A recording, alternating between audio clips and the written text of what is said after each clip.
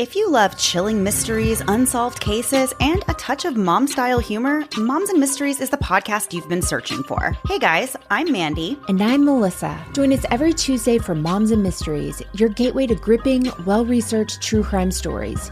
Each week, we deep dive into a variety of mind-boggling cases as we shed light on everything from heists to whodunits. We're your go-to podcast for mysteries with a motherly touch. Subscribe now to Moms and Mysteries wherever you get your podcasts. It's time to gather loved ones together for all the holidays' best spread. Lynn's has great prices on all your favorite Thanksgiving items. From delicious turkey with all the fixings to mashed potatoes and yummy pies. We have everything you need to create your perfect Thanksgiving dinner. Whether it's cooking the traditional meal, completely store-bought, or a combination of both, your best holiday meal starts here. Learn more and start shopping today at lynsgrocery.com. Lynn's, where delicious begins. Hey, Coven. Before we get started today, we have a big ol' announcement to make. Mark your calendars for July 12th through 14th, 2024, because we are headed to the True Crime and Paranormal Podcast Festival in Denver, Colorado, and you won't want to miss it. You really won't. This is going to be our first time at the festival, and we have only heard great things, so we are super amped to be there this year. If you've attended before, they've made some really cool additions, including a podcaster education track.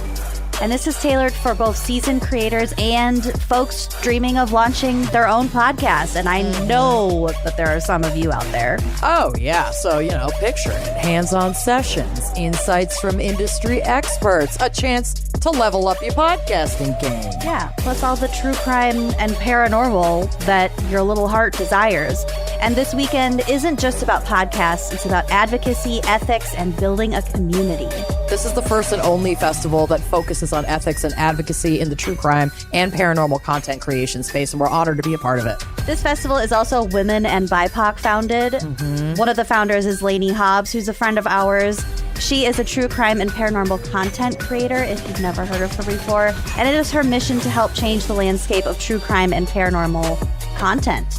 And supporting families, the Family Fund is dispersed evenly to family advocates to aid in their travel costs, and people can select that option at checkout too to help support these families. And if you're worried about costs, don't. This festival is designed with you in mind. It's an affordable experience without sacrificing the quality. There are no inflated costs. It's just a weekend packed with authenticity, education, and networking. So if you've ever wished for genuine one-on-one interactions with your favorite creators, well, now is your chance. And you can save 15% off your ticket price by using our code COVEN at checkout. And we hope to see you there and let them know we sent you. See you in Denver.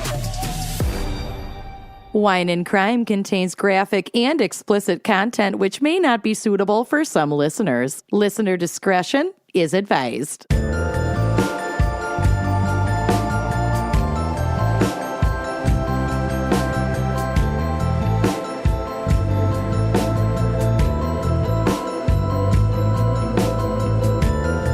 You are listening to Wine and Crime, the podcast where two friends chug wine, chat true crime, and unleash our worst Minnesotan accents. We do. I'm Amanda. I'm Lucy. And this week we have a very special fan pick from our dear, loving listener, Stacy Klein. Stacy Klein. Cue the applause. Hey! Stacy Klein. Good job, Thank Stacy. you so much. Stacy's bringing us a Midwestern topic today. They are. Our topic this week is Kansas crime. Yeah, Kansas. I don't know the accent in Kansas. I feel like it's really neutral. Or if I want to just create one out of my thin air high head, it's like a blend of Minnesotan and Southern. So, I'm not real sure how that would sound there, little doggy, but That's what I think. I love your is high head. The way you talk down there. Kansas is one of the few states I haven't been to, not even for like a layover or anything. Have you been to Kansas? Yes, because Bill and I did like a Route 66 road trip. Oh, for cute. Yeah, it was so cute. That was one of our pandemic. We gotta see anything but each other and the same four walls for a couple weeks. Yep. Anything. Mm-hmm. So when we were like, should we just do half the country in 10 days on Route 66, which was a huge overstretch. I mean, Route 66 goes from like San Diego to like fucking Alabama. It stops in Santa Monica, California. Yeah. Like on Santa Monica Pier is like a post for this is the last bit of Route 66. But yeah, it goes all the way across. Isn't that where that big car race ends too? In that one garage? I think so. Oh God, I love it's that. Really Our cool. Fast and Furious episode was so good. We went into Kansas for that. I don't think we didn't stay overnight in Kansas. We stayed overnight in Kansas City, Missouri, but not Kansas City, Kansas. But we went through there. KCMO is fun. So fun. But I've never actually been to Kansas proper. Yeah, I haven't spent time in Kansas proper. I've just driven through Kansas proper. Mm-hmm. Did you see a lot of sunflowers? It wasn't the season because we actually went in like March, so they weren't in bloom yet. Mm-hmm. Mm-hmm. But is that a thing? Yeah, babe. We'll get to it. Okay. Don't worry. Sick. But first, Amanda, what could possibly be our wine crime pairing for Kansas crimes? Well, you know, if we're doing a Kansas episode, you got to feature a Kansas winery. So I reached out to Crooked Post Winery in Kansas. And was super excited to hear about what they do. So they have a really wide variety of wines. And what I like about Midwestern and kind of smaller wineries is that they're not afraid to go a little sweet, you know? And I think that sweet wines get so frowned down upon. They're seen as like lower class. Mm-hmm. And you know that I like to just say, how do you know a wine is good? If you like it, you know? There's a lot of people who like sweet wine. Mm-hmm. So I really like their selection. And I love how, similarly to how Rustic Roots did, on their website, they label things with that kind of sweet to dry indicator. I like that. I always really appreciate that because that's spectrum. Yes. Mm-hmm. And that's not always certainly not always on bottles, but often not on a winery's website. So I love that detail. I personally was leaning toward the Perry Sunset Rosé. And I think yes. As in the Clutter family murders? Maybe, but yes. I'm going to go there. Yeah, we're all going to go there. Okay. But I think what they do is have local artists and photographers submit for their labels because the label for this is really beautiful. It's like, it looks like a beautiful photograph that somebody like professionally took of a sunset over a lake. So I'm hoping that it's like a local sunset in like a town called Perry, or maybe it's Perry Lake. I don't know. But I thought that would be cool. But hopefully I will find out in my follow-up email. But they describe this as smooth and sweet. It's nice and fruity. And they say it's perfect for sipping wine on late summer nights on the boat. Sign me the fuck up. Right? I read that and it like took me emotionally to a place that just drew me to this wine. So I don't have it in my possession because I can't get it in Minnesota. I'm hoping that they will make exceptions and maybe ship me some because I really, really want to try it. But I wanted to shout them out, and they describe themselves as a unique Kansas winery inspired by Italian architecture and style of wine.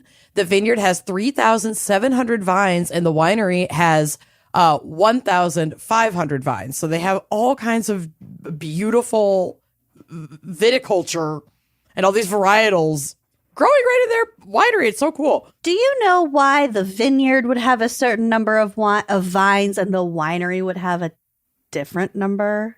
Because they may be separate structures that are like part of this winery as a whole. So the Or like vineyard the might winery be, is like where people visit and the vineyard is where they Right. produce. That's what I was going to say. So the vineyard is sort of like the back acres, like the, you know, where everything's growing. But then the winery can also have, and a lot of wineries do this just because it looks so beautiful, but they'll plant grapes just outside of the winery. So they might just be considering that harvest like a smaller harvest. Like the tasting room, the visitor area. Okay. Yeah. But I don't know. They say our wine is made true to the flavor of the grape it comes from, crafted by hand and not manipulated to taste like any other wine. We use our own grown French-American hybrid grapes that are suitable for the Kansas climate in all of our wines. We use as little as possible any chemical compounds, both in the winemaking and grape growing process. So that was super cool. So it's very much a farm to table experience. And they're doing this. It sounds like their agricultural practice is just like more old school. So I think that is super, super, super cool, especially because pests, especially in the Midwest, like, you know, living in the corn capital of the world and the soy capital of the world, if there's like bad pests, that really blows your grow. It does blow your grow. So it's pretty admirable that, you know, any place like this would go pesticide free just in the interest of maintaining the integrity of everything. But Yeah, you're just sort of like embracing older ways of agriculture and all that stuff too, because there are a lot more holistic, less harmful to the environment ways exactly to control pests. So I just thought they sounded freaking awesome. So check them out. It is Crooked Post Winery in Kansas. Kansas. So yeah, I'm super excited to check out their wine, Crooked Post. If you haven't already, check your email because I slid into your DMs, babes. So love ya. But before we get to the next portion of our show this evening, shall we take a quick break to hear a word from our sponsors? Yes, let's.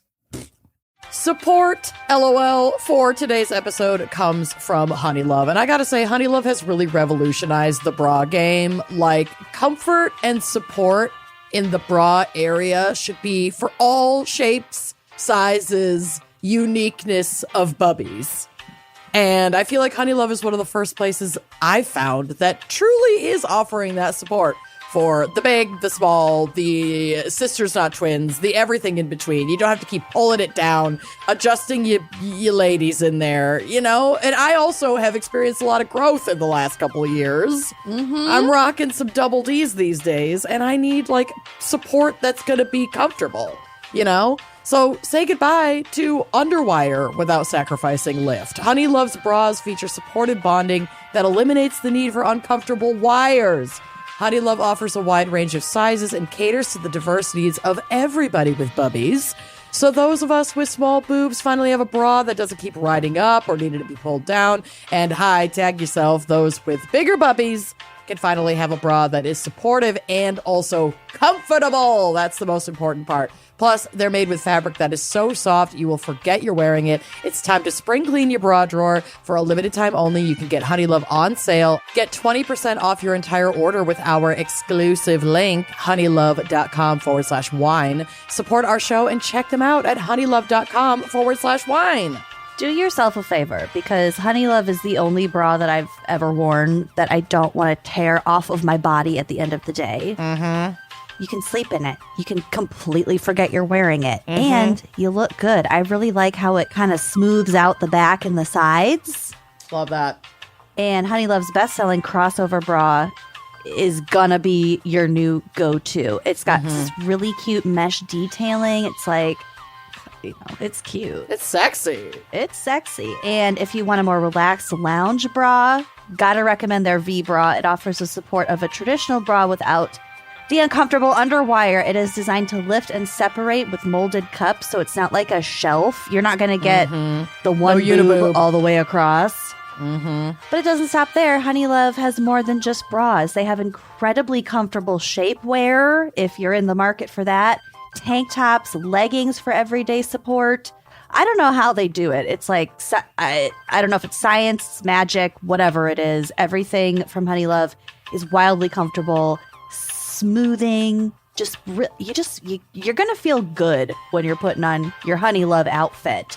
You can pair your V-neck bra with their breathable and versatile leggings. That is an outfit. Or get the matching shapewear to pair with your crossover bra. Honey Love has you covered for the everyday look, for workouts, for weddings, everything. Honeys, you need this in your life. You have earned it.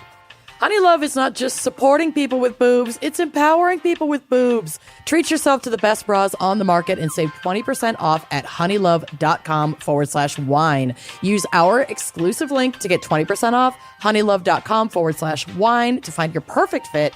And after you purchase, they ask you where you heard about them. Please support our show and tell them we sent you. Honeys, you deserve this. Free the pain and discomfort. Keep the support with Honey Love. Got a question for you.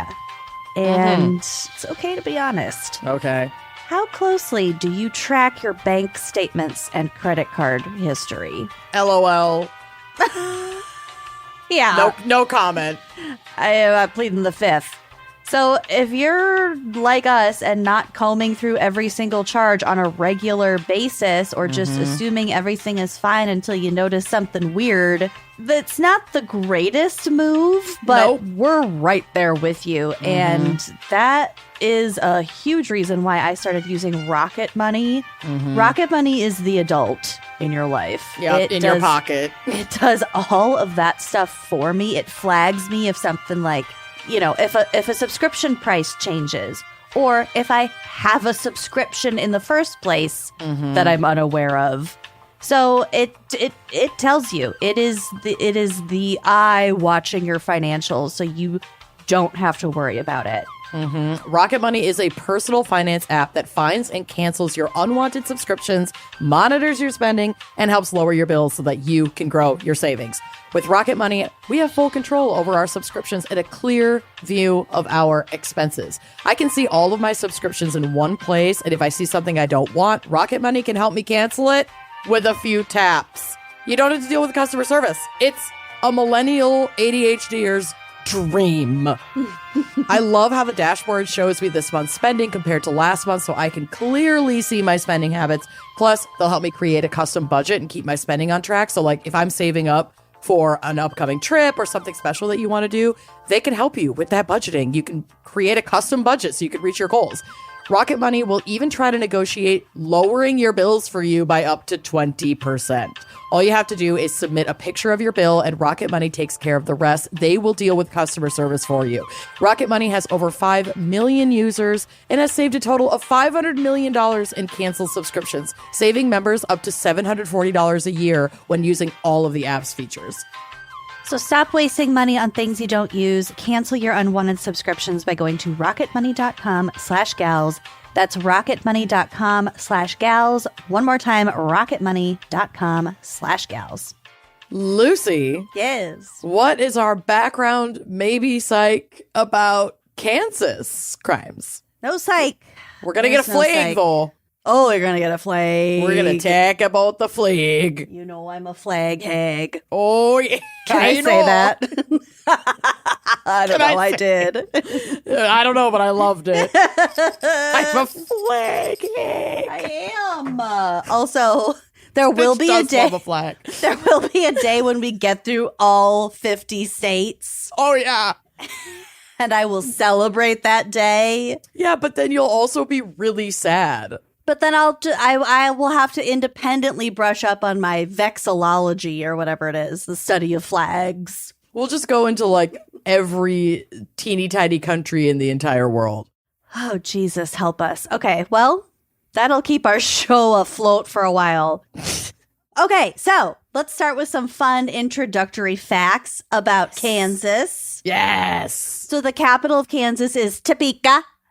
Topeka. Topeka. The state is about 82,278 square miles, roughly. She's thick. She's hefty. She's not bad. Population's a bit sparse, though. We have just under 3 million people as of 2022. Oh, wow. So she's big, lots of farmland, lots of agriculture.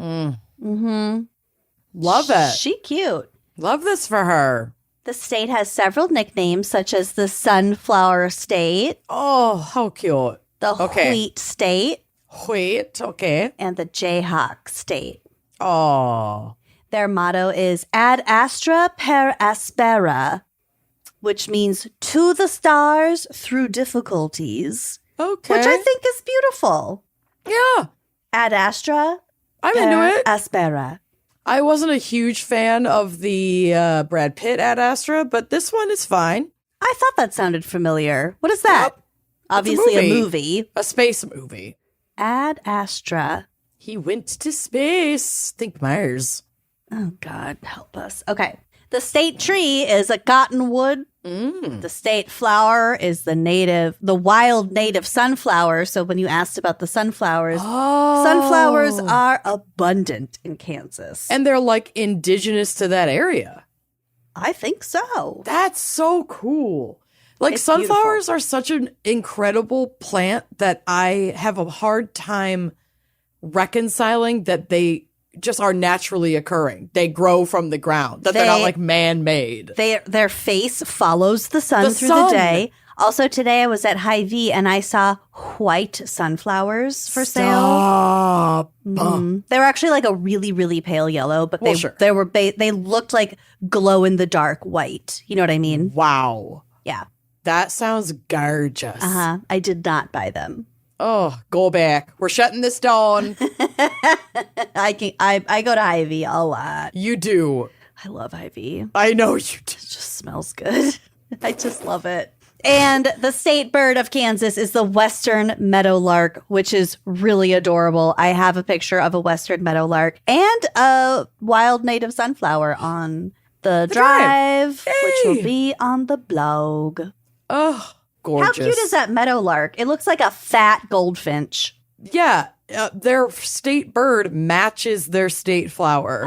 Like I imagine there are so many cool hipster girls in Kansas with their state bird with like a sunflower behind it tattoo.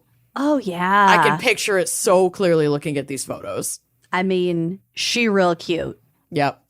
Might need to be the tattoo I get when I eventually go to Kansas. Oh, my God. You don't need a tattoo for everywhere you go. Don't I, though? You only have so much dermis. I have a lot of dermis left. That's true. I have an abundance of dermis. Is there a part of your body you would never get tattooed, like your eyeball? Butthole and inside of the lip, like in here. You wouldn't do that? No, I've gotten Why? like lipstick done. It's not necessarily about pain. It's about who am I doing this to, first of all. Second of all, the skin on the inside of the lip, it like that tattoo will be gone. It regenerates a lot faster. Yeah, and that's not going to hold ink the way that the skin on the outs, it's constantly rubbing against your mouth. It's constantly wet. Mm-hmm. It's like in it's the like healing a different process, kind of skin. you're going to lose. Yeah, you're going to lose. So I would do that. I wouldn't do like... Is that why you wouldn't do your butthole? Because it's wet? Butthole, that just sounds too painful. I have a sensitive butthole. Same with like inner labia, but like outer or like right on my fupa, like my little gunt, my mons pubis. Can I you would totally get get tattooed. your inner labia tattooed? I mean, I guess if you have the inside of your lip, it's the same like thing. you can. There are a lot of pretty epic puss tattoos out there. Dang. If you're ever curious, they're on Reddit. I gotta Google. Yeah. Turn off your safe search though. Warning. Pro tip. I forgot what I was Googling. Oh, I was I forgot to Googling turn on my ring light. Oh my God, I'm such a bad influencer. There you go. Oh my God. I was Googling like mole dicks the other day or something like that.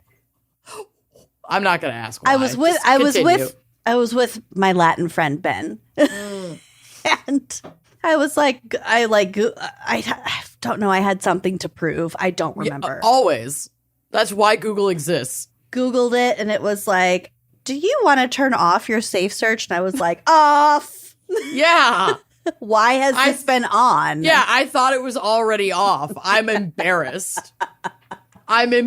Swipe fucking right. Yeah, I swiped right on turning off safe search. I toggled it to the right. Tell you what. According to Britannica, the state's name is derived from that of the Kansa or Kaw, whose name comes from a Siouan language phrase meaning people of the south wind or wind people. Cool. Kansas's path to statehood was long and bloody, you might say. After the Kansas-Nebraska Act repealed the Missouri Compromise, so this basically created 2 new territories, and it opened them up to popular sovereignty, which meant that each of those states could have or not have legalized chattel slavery. So it was sort of seen as like slavery spreading to the north. It was very controversial and like, well, as we will find out, it was quite led to some violence. But that was the Kansas-Nebraska Act. Yeah, we talked about Bloody Kansas briefly in the Whistleblowers episode. We talked about it. Was it Whistleblowers? I had it down as West Virginia crimes. My guy had helped oh, that's right. free enslaved people. And was part of that that fight. What was his name again, though? I'm sorry. It wasn't John Brown, was it? It wasn't John Brown. Okay, that's who I'm talking about. But John Brown was an accomplice of the guy that I covered. Great. Well, that ties all of this together. Yeah. So we got our Bloody Kansas thing. But yeah, all of these uprisings are collectively known to this time, contribute to this time being collectively known as Bleeding Kansas or Bloody Kansas. Also the Border Wars, which was sort of like between Missouri and Kansas and their southern borders. Yeah. So like I mentioned, we did talk about John Brown in episode 301, which is West Virginia crimes. But obviously that was mostly in relation to his time in West Virginia. So I'm going to tell you quite a bit more about John Brown today. Cool. And just so you have a nice little visual, I've got pictures of him on the drive, which I highly recommend you look at, which will be on the blog. He looks like a hot, angsty Abe Lincoln. Oh, yeah. Do you see him? 1,000%. Doesn't he? 1,000%. That haircut is incredible. It's very nice, ahead of its thick time. hair. He looks tall. He's massive forehead. Thin lips. He just like really prominent eyebrows. He looks so self-assured. A severe crease between the eyes and forehead. Yes. He has especially scowled in that for most of his life. daguerreotype. Yeah. Oh, yeah. I mean, he means fucking business. Yep. He did not come to play. No. John Brown was born on May 9th, 1800. He was a Taurus. Wow. He was born in Torrington, Connecticut, to a devout family with extreme anti-slavery views. Wow. All right, Connecticut. Devout Christian family, I should say. Throughout his life, he resided in Ohio, Massachusetts, Pennsylvania, and New York, primarily. Although he had many failed business ventures, I think one of them was like a wool producer or something like that. He had to declare bankruptcy in... He didn't say it. He declared it. He declared it. Despite that, he supported the abolitionist cause by becoming a conductor on the Underground Railroad. Awesome. And establishing the League of Gileadites in Springfield, Ohio in 1851. So this league was an organization of, as far as we know, because I think they intentionally kept lax records to protect the involved. Gileadites also makes me feel very uncomfy having watched Handmaid's Tale. Well, the Gileadites took their name from the biblical Mount Gilead, where Gideon led the Israelites to freedom. So I think in the case of Handmaid's Tale, that was a bunch of propaganda bullshit idea. But now in this context, it's like, no, I'm leading my people. I'm leading the people to their freedom. So the League of Gileadites in Springfield, Ohio, the League was an organization of, as far as we know, Black Americans, many of whom had been recently enslaved themselves. There is evidence that there were also white people who were kind of worked as facilitators. I mean, John Brown was white, so there's that. This illegal armed network for mutual defense was established to help runaway enslaved people escape to Canada. It was going to get them all the way up. So they had a whole agreement with rules they had like a whole, like a charter basically, which I think it's interesting that they didn't keep exact records in order to identify like who was part of the Gileadites and who wasn't, but also like a charter with like essentially a little constitution and like a list like it was very official, but it was also partially anonymous, which like doesn't make sense. It makes perfect sense. It was incredibly intentional because they knew exactly what they were doing. Right. It just like those two things don't usually go together. Exactly. So it seems so weird. Yeah. Exactly. But it's just like a really interesting piece of like, I just think it's cool that like, even if you're like not that I'm a historian, but I'm taking my information from historians. Even if you're a historian studying this, looking for this information, it's just not there because they never fucking wrote it down because they didn't want it to be known. Yeah. And I don't know, just like history and documentation and books and writings and publications is so important. It's amazing. And how beautiful is it that intentional anonymity like endures because of the hard work that they did to protect each other. Like that's a pretty fucking incredible thing to think about. That to this day where it's people's entire jobs where they've studied their whole lives to find information like that still can't find it. Like, I mean, they do have quite a bit of information, but there are just some things that are just completely left out. Know. Yeah. They're just left off the record. They were hard and true facts at the time, but because they were never recorded or written down anywhere, it's just completely lost to history. It's kind of beautiful. I think it's beautiful too. I love it. So their slogan was "Union is strength." And by the way, speaking of how foxy John Brown was, if you've got the hots for him, here's a quote from one of his friends, a man named Thomas. Okay, TT. TT was a black man. He was just one of his associates. I think most of John Brown's associates were black men. He definitely ingratiated himself with the black community. So Thomas says, quote, "When he was here, he was smooth-faced and had black, heavy hair brushed straight up from his forehead. He always dressed in plain browns, something like a Quaker. He wasn't tall nor anything of a giant, as some represent, and he wasn't at all fierce or crazy looking. He was medium in height, and he was quiet and agreeable to talk with. He was a gentleman and a Christian."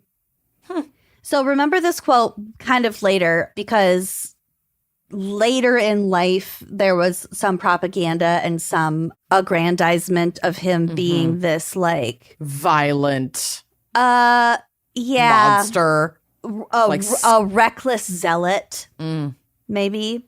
So I think this quote was probably given, I imagine this quote was given later, and it was sort of like in response to all this bullshit that's out there about him. Exactly.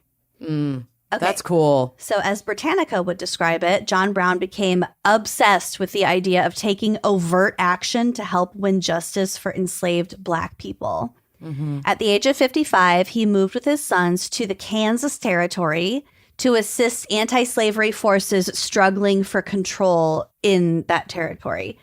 So again, bloody Kansas. Kansas was a battleground at this point. This time is characterized by things like electoral fraud, raids, violent assaults, and murders, both in the Kansas Territory and Missouri between pro-slavery border ruffians, is what they called themselves, and anti-slavery free staters.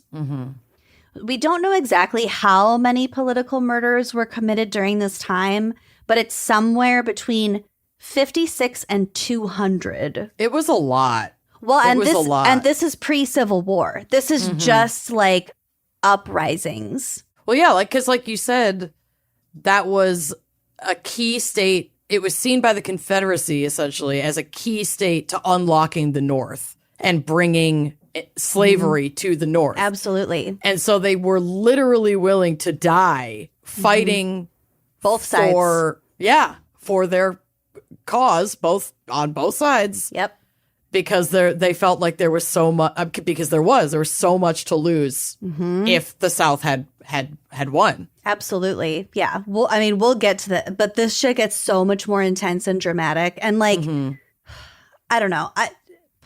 thinking of myself being put into this situation, it must have been so terrifying, but at the same time, so you'd have to be so brave, but you'd have such a feeling of like honor to fight for this thing that is so much in your face and so like ethically, morally on the line as like, should people be owned or not? And I understand that the context that we think of it today is totally different from how they saw it because it was part of, chattel slavery is part of their economy. It's part of the culture, for better or worse. But I think that the bravery of these people who stuck up for it and were just like, absolutely not. I'm putting my own life on the line because this is fucking wrong. And there's no amount of rule of law, basically, decorum, precedent that's going to stop me from completely laying it all on the line. Well, right. Because people are dying every day because of it. Yeah. It's like, this was... But this is when white people started laying their lives on the line about it. Yeah. I mean, it wasn't always like that. This is this is the start. This is right before the Civil War. Yeah. Right before. So we have the Border Ruffians and the Free Staters. And again, somewhere between 56 and 100. I think the majority of the losses were on the Free Stater side. But either way, there was a lot of people. There was a lot of bloodshed here. So John Brown and his 5 sons, I believe, settled in the Osawatomie area and soon became the leader of anti-slavery guerrillas in Osawatomie. So in 1856, there was the sacking of the town of Lawrence, Kansas. That's where my friend Ellen's family is from, I think. Aww. Hi, Ellen. Hi, Ellen. So they sacked the town of Lawrence. The sacking was done by a mob of slavery sympathizers, so pro-slavery people, in 1856. And also there was an incident on the Senate floor where an abolitionist senator named Charles Sumner was attacked and beaten with a cane by pro-slavery South Carolina Representative Preston Brooks. It almost killed Sumner. Yeah, this is like some January 6th shit. Yeah. Like, that's the shit that they were doing. He was almost killed on the floor of the Senate. By this fucking old dude with a cane. It was just like, bah, bah, bah, bah. Yeah. And it's because Charles Sumner had, like, a couple days earlier delivered this speech about, like, you should be ashamed of yourself. Slavery is bad. Da-da-da-da-da. And he was mostly speaking, like, to or about, like, the cousin of Preston Brooks. Okay. So old man cane using Preston Brooks. Not that using a cane is a bad thing, but it was but using his it as attempted a weapon murder is not weapon. a great thing. Yeah. Just try to beat him to death. Yeah. Right there in front of God in the Senate. In the chambers. My God. So John Brown saw this and the sacking of Lawrence, and he was determined that he had a mission to take vengeance. So on May 24th, 1856, he led a nighttime retaliatory raid on a pro-slavery settlement at Pottawatomie Creek. I think this raid was a little bit of a slow burn. I think it took like a couple days, but there were conflicting reports. Okay. So in this raid, Brown and a group of men dragged 5 unarmed men and boys from their homes, pro-slavery men and boys. Not that that makes it like, better necessarily, but that's what, that was the impetus. It's an uprising. It's an uprising. This is what happens. He brutally murdered them by hacking them to death with swords in front of their families. This incident became known as the Pottawatomie Massacre and was one of several that stirred national controversy over Bleeding Kansas and the issue of slavery in the U.S. territories during the mid-1950s. I'm sure that pro-slavery factions use that, undeniably extreme violence that I'm certainly not condoning, but, then it just gets whipped into additional propaganda and politicized for their cause. Kind of, but like actually in effect, it just ignited like a wave of fear among at least local slavery apologists. But they started calling John Brown Old Osawatomie Brown Osawatomie, sorry. Old Osawatomie Brown. I think that it's like Potawatomi, Osawatomie. I think it's the same area. Like word spread and pro-slavery groups and we're like, shit, we better knock it off. This guy's gonna fucking come and kill us. Well, they were like, oh shit, they're gonna stop at nothing to like get us. Like this was a really, really big deal. And an even bigger deal on October 16th, 1959. So this was, let's see, 3 years later. John Brown led a group of followers and attempted to seize the federal armory at Harper's Ferry, then Virginia, now West Virginia, in order to distribute weapons to enslaved people so they could rise up against their slaveholders. He did receive some assistance from Frederick Douglass and Harriet Tubman. So they were all like contemporaries and they were all kind of clued into each other, politically tied, working together. And this was the main precipitating event to the Civil War.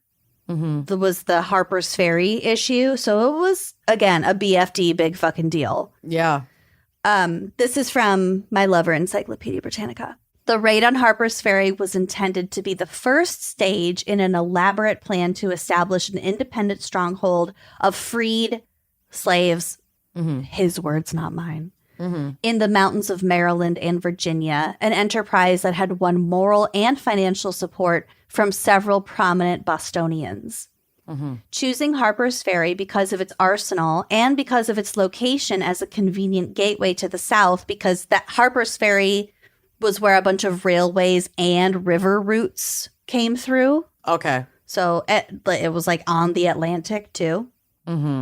John Brown and his band of 16 white people and 5 black people seized the armory on the night of October 16th. Sporadic fighting took place around the arsenal for 2 days. And on October 18th, combined state and federal troops, the latter commanded by Colonel Robert E. Lee, subdued John Brown and his collaborators. 17 men died in the fighting. Damn. So something that I read too is that John Brown had expected to arrive in Harper's Ferry and like the surrounding area, spread the word of the impending uprising to enslaved people in that area and like give them weapons and be like, meet us at 6 o'clock on this date at this play. And we're going to like overthrow everything. But the people in that area were not inclined to just blindly follow like this white guy they had never heard of before. Fair.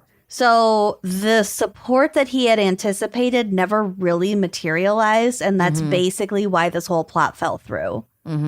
Which was, I mean, that was not really preventable. Like, how could you really make yourself known or popularize yourself in advance? You're just kind of showing up and being like, hey guys, here's a gun. Meet me here. We're going to free you. Yeah, and that element of surprise is so, Like, I have a family. I'll probably get killed. No. You know? Yeah, and because of the element of surprise, there was no time to really communicate with these groups beforehand. So yeah, 17 men out of 21 died. They captured the rest of them. The subsequent trial of John Brown and his men for murder, inciting slave rebellion, and treason was widely reported in the national press. His speech upon conviction was printed in 50 newspapers, including on the front page of the New York Times. Wow. And John Brown's speech, in this speech, he proclaimed, quote, "If it is deemed necessary that I should forfeit my life for the furtherance of the ends of justice and mingle my blood further with the blood of my children and with the blood of millions in this slave country whose rights are disregarded by wicked, cruel, and unjust enactments, I submit. So let it be done." Damn. So John Brown was hanged on December 2nd, 1859. And there was a story that he, like, on his way to the gallows, he, like, paused to kiss a black infant on his way up the steps. Yeah. This was first circulated by Brown's friend and supporter, journalist James Redpath, in an autobiography published just months after the execution in order to raise money for his widow and his children. So I don't think it was true. But, you know, it can't be like verified, but it paints a picture. It definitely cements his like status as a martyr. And if he was trying to raise money for his widow and children, like, yeah, fucking whatever. I mean, in essence, like it's an overwrought sort of visual, right, from my point of view right now. But if it helped, I mean, it was effectively like the sentiment that he was trying to convey. Yeah, I think we're also looking at it through a pretty modern lens. Like, totally. I don't think he could have.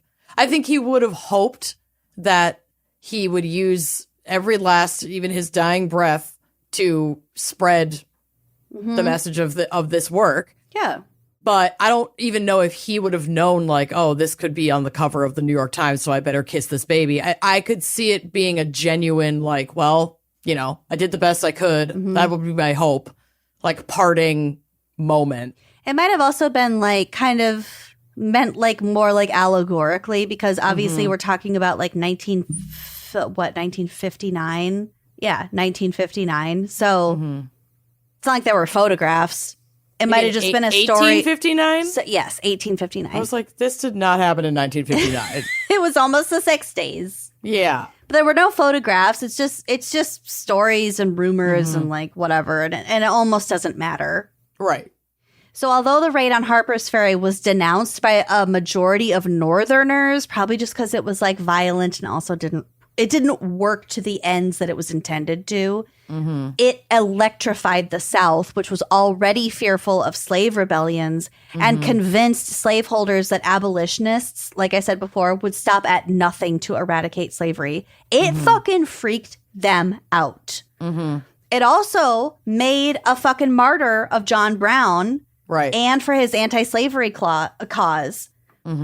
So that, like, you know, that work would continue with probably even more support. And it so did. So when he learned that John Brown had been executed, Henry David Thoreau, who is, if you're not familiar, an essayist, a philosopher, and a staunch abolitionist, he said, quote, "I heard, to be sure, that he had been hanged, but I did not know what that meant, and not after any number of days shall I believe it. Of all the men who are said to be my contemporaries, it seems to me that John Brown is the only one who has not died." So like his spirit, his everything just like lives on. So John Brown's death and subsequent infamy brought about the popular Civil War era marching song, John Brown's Body, which I know I sang during West Virginia crimes. You sure did. Which was John Brown's body lies a mouldering in the grave. Da, da, da, da, da. Glory, glory, hallelujah. So the original song is called John Brown's Song. And the lyrics are like, his truth keeps marching on, meaning John Brown's truth. Damn, I had no idea. Well, I didn't know the full context when you went over this, because you didn't go this deep into it when we did West Virginia crimes, but this is fascinating. So Frederick Douglass had to flee to Europe after this in order to escape retribution for his knowledge of the Harper's Ferry plot. But he later gave a speech praising him, saying that, quote, "If John Brown did not end the war that ended slavery, he did at least begin the war that started slavery." That ended slavery. Begin the war that ended slavery. Yeah. Is that what I said? No, obviously you said begin the war that started slavery. Oh, God. Anyway. Amazing. I don't know. Even though I fucked up that quote, I like it. Because he definitely began the war that ended slavery. Yeah.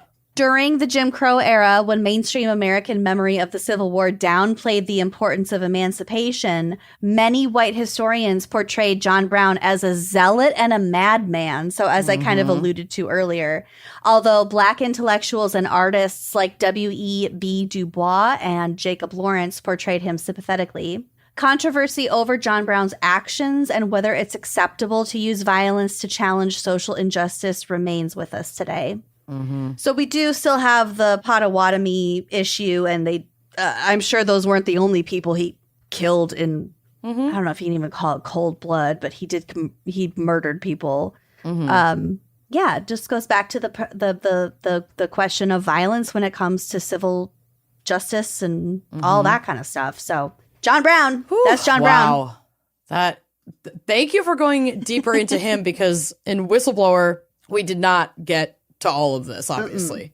And I didn't really get that much into his personal life. These are just like more of his like more politically charged. No, but those two that now we've both talked about were contemporaries and did work together. The guy I covered was considerably younger, but yeah, their paths crossed a lot. And some of the folks that were working with this kid that I talked about had tried to save John Brown from the jail where he was being held before he was executed. Yeah. And he said, no, I'm going to stay and see this through, probably to have that last platform to make a statement on his way out and like show that he committed to this work until his dying breath, and that time was now. I just thought that was like, that's what I'm saying about like the courage that these individuals had at this time when this shit was on the line at that moment, and to just put your corporeal body out there, and be like, run me over, history.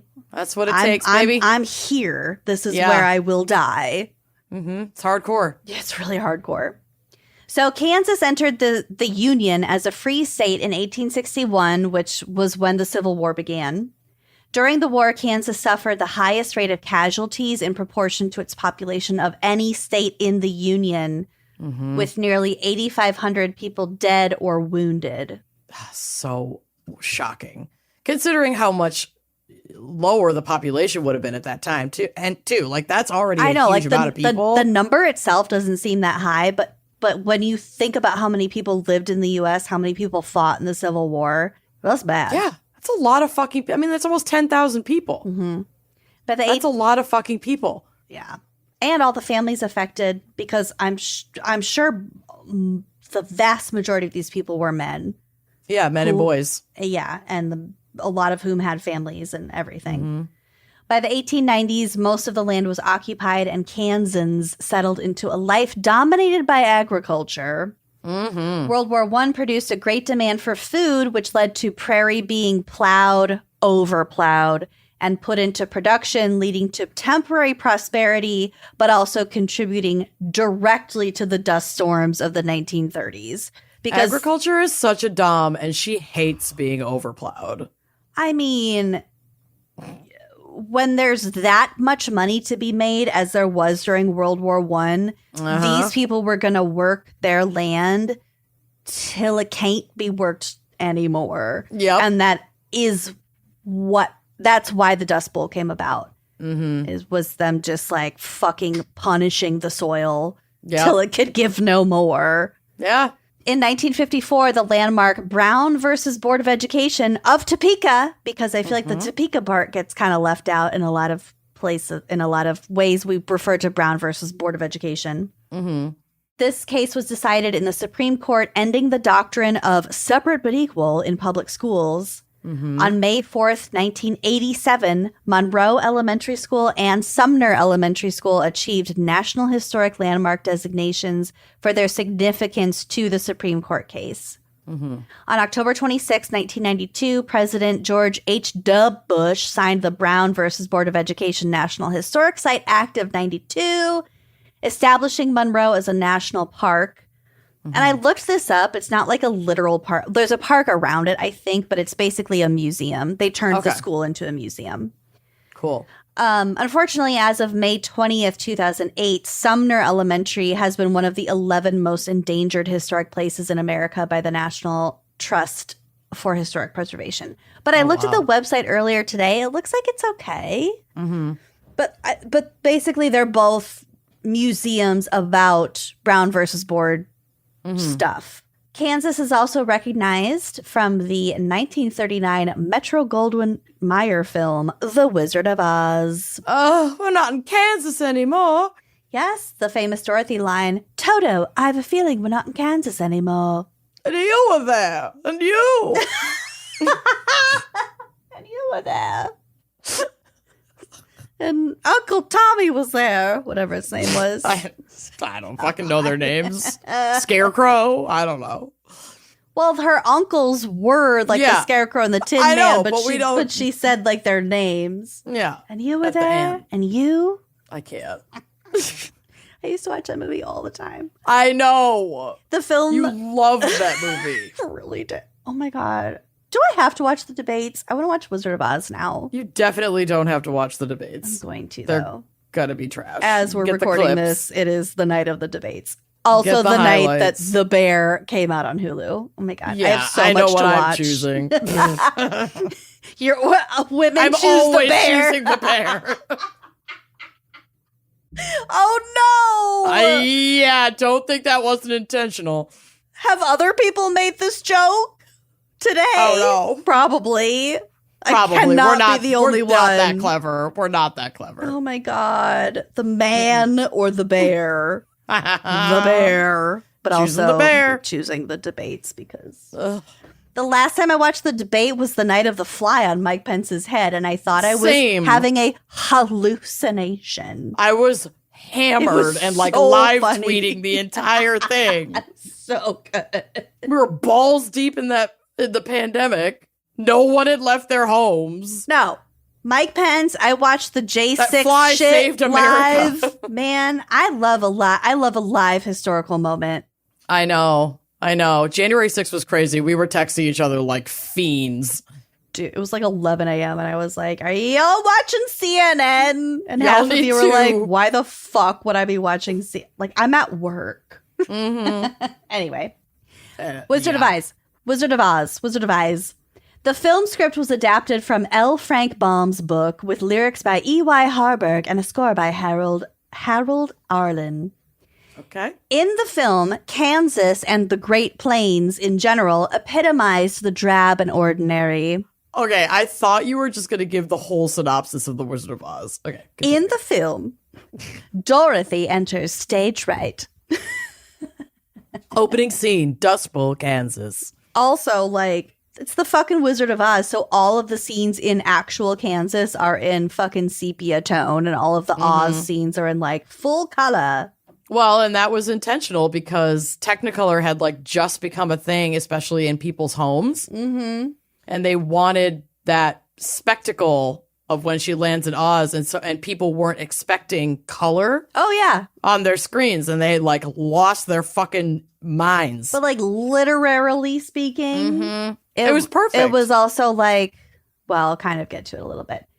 Okay, so drab and ordinary, Oz is magical. The film actually assigned a much bigger role to Kansas and its people, with the book itself only dedicating 6 pages to it in the first chapter and fewer than 20 lines in the final chapter. Wow. However, both in the book and the film, the stark difference between Kansas and Oz have always been a defining feature that suggests that, like America, Oz is more than it seems.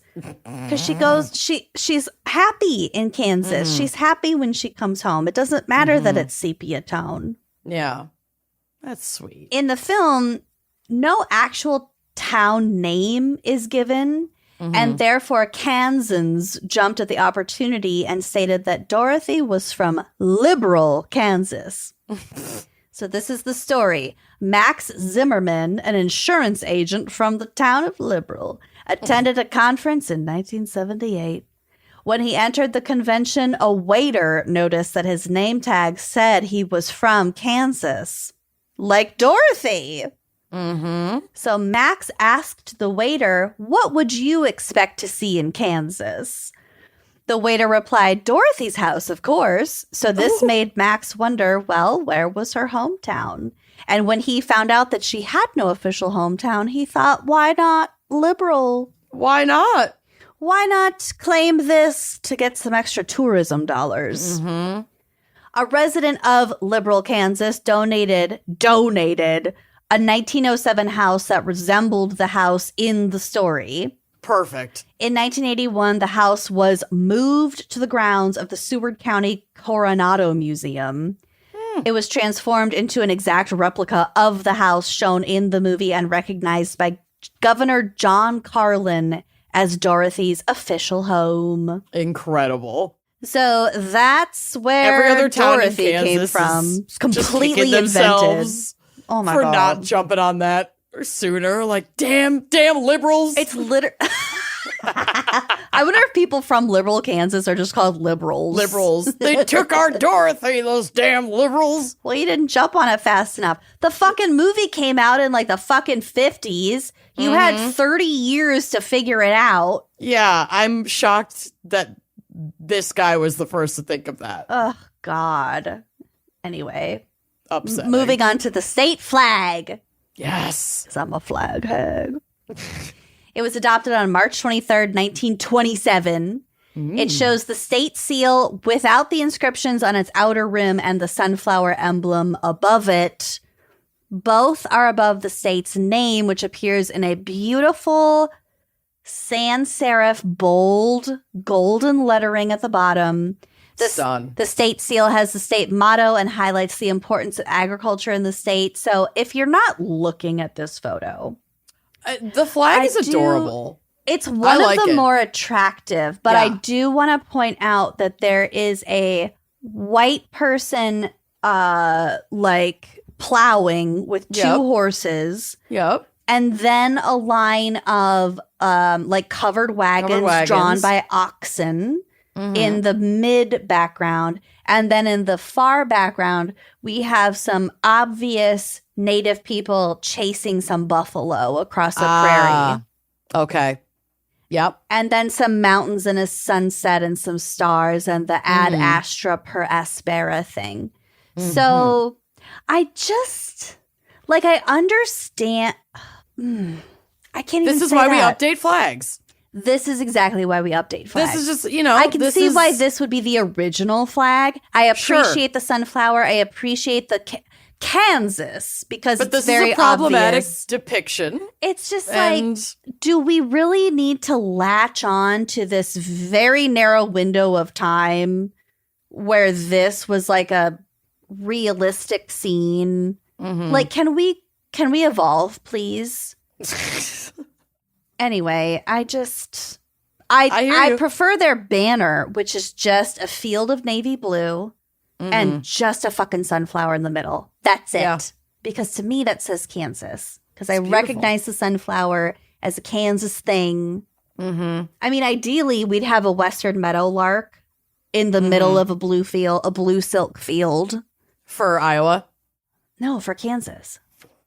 Oh, right. The western meadowlark. Fucking keep Right. up. The little yellow bird. Sorry. I'm sorry. I'm sorry, Mom. So there's agriculture. We get it. But we could be a little bit cuter and a little more modern and a little bit less offensive about it. I'm just saying. Yep. Okay, so closing us out with some fun facts about Kansas. It is the leading producer of wheat in the U.S. Sumner County is called, quote, the wheat capital of the world and produced The wheat capital of the world. The wheat capital of the world and produced 9 million bushels in 2009. Oh. I don't know how much a bushel is. But I know that I love you, a bushel and a peck. What's a peck? But It's like it's a $1.50. It's a song from A bushel and a peck. I know that it's a song. So Jayhawks and Jayhawker were originally used to describe the raiders and looters during the period of unrest after the Kansas-Nebraska Act of 1854. I believe that they were like the anti-slavery, the raiders and the looters, the what is it called, the free staters. Yep. They were later used solely as a label for free state proponents and eventually became associated with all Kansans. So we can be proud of the name Jayhawkers. Yep.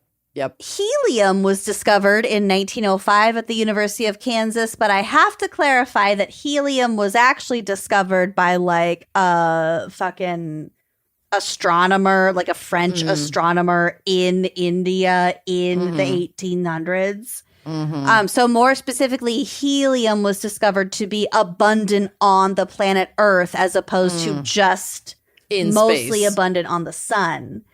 So this readily available helium product, which was primarily found on the Great Plains, like came from natural gas derived on the Great Plains, proved to be an asset during World War II for the U.S. for like military blimps. Interesting. Yeah. Okay, Kansas. Okay.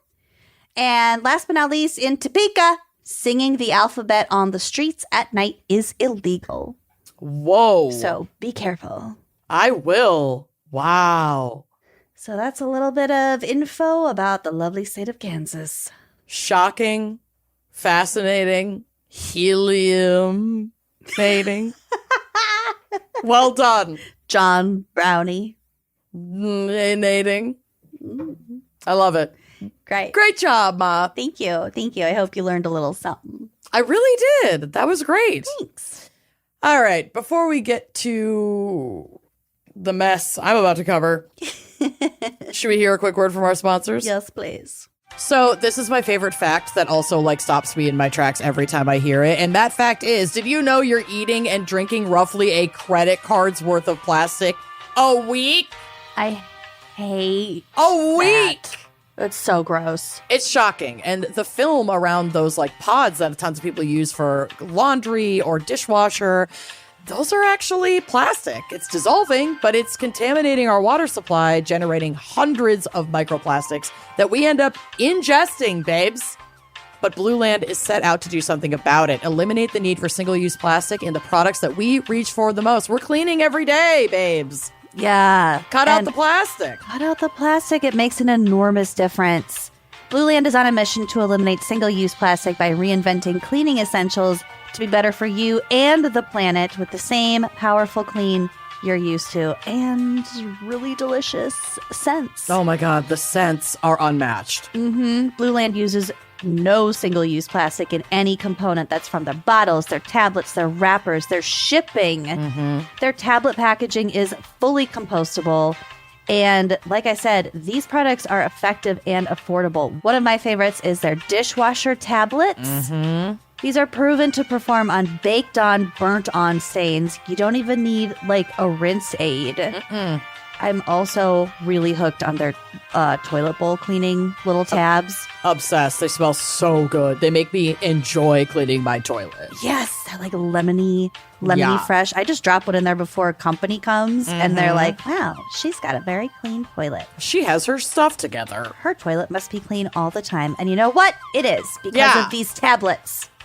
You can get even more savings by buying refills in bulk or setting up a subscription, which is customizable and convenient, so you're never going to run out of your most used products. You don't even have to think about it. I love my Blue Land subscription. I really do.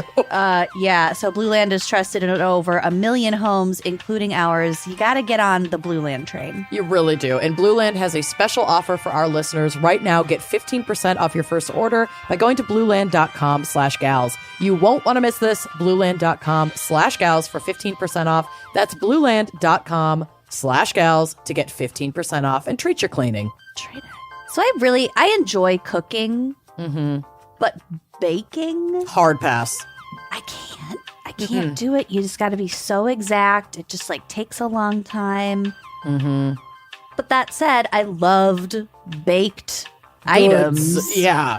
Yeah, so Wild Grain has changed the game for me. I am really hooked on their cookies. And they come in you can get a box with whatever you want. You want bread, you want pasta, you want cookies, pastries, croissants. I love it. I just made the like cheesy sourdough for a chili night at a neighbor's house. It was the perfect pairing, and it was just right there in my freezer, baked to ready to eat within like 20 minutes. Yeah. I am blessed. Wild Grain is the first ever bake from frozen subscription box for sourdough breads, fresh pastas, and artisanal pastries, including those cookies. They are so good.